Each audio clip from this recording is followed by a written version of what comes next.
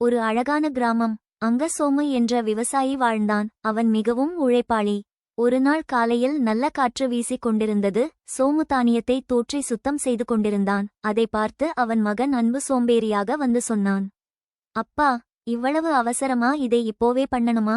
சிறிது நேரம் ஓய்வு எடுத்துக்கிட்டு நாளைக்கு பண்ணலாமே என்று சலிப்புடன் தந்தையிடம் கூறினான். சோமு சிரிச்சு மெதுவா சொன்னான், அன்பு, இப்போ காற்று நமக்கு உதவி பண்ணுது. இந்த நேரத்தில் தான் வேலை சுலபமா முடியும். ஆனா அன்பு அதை கேட்கவே இல்ல. நாளைக்கு பண்ணலாம்னு சொல்லிட்டு போயிட்டான். அடுத்த நாள் அதே இடம், அதே தானியம். ஆனா காற்று மட்டும் இல்ல, வெயில் மட்டும் கடுமையாயிருந்தது.